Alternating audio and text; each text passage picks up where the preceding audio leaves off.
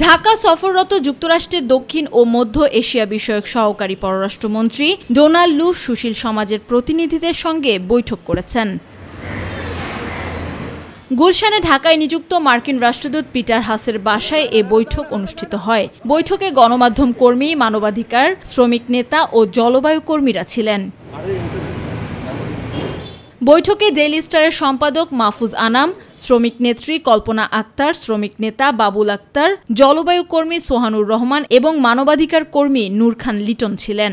গণতন্ত্র, মানবাধিকার, আদিবাসী মানুষের অধিকার, শ্রমিক এবং এই আলোচনার একটা বড় জায়গা ছিল জলবায়ু পরিবর্তন এবং ওনার এই মিশনের দুইটা প্রধান জায়গা ছিল, একটা হচ্ছে অর্থনৈতিক সম্পর্ক পুনরুদ্ধার আর একটা জলবায়ু সম্পর্কে। সো আমি মূলত ক্লাইমেট অ্যাক্টিভিস্ট, আমার আলোচনার জায়গা ছিল জলবায়ু নিয়েই আমরা কী ধরনের চিন্তাভাবনা করছি। রাজনৈতিক ইলেকশন পরবর্তী ইস্যুগুলো নিয়ে আলোচনা হয়েছে, বাট সেটা এখানে আর বলা যাবে না।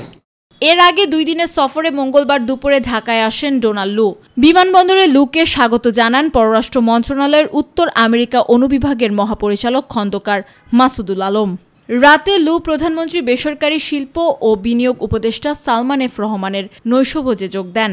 সফরের দ্বিতীয় দিন বুধবার লু প্রথমে পরিবেশ, বন ও জলবায়ু পরিবর্তন বিষয়ক মন্ত্রী সাবের হোসেন চৌধুরীর সঙ্গে ও পরে পররাষ্ট্র সচিব মাসুদ বিন মোমেনের সঙ্গে দ্বিপক্ষীয় আলোচনা করবেন। পরে তিনি পররাষ্ট্রমন্ত্রী ডক্টর হাসান মাহমুদের সঙ্গে সৌজন্য সাক্ষাৎ করবেন। আমেনা হীরা, মাই টিভি, ঢাকা।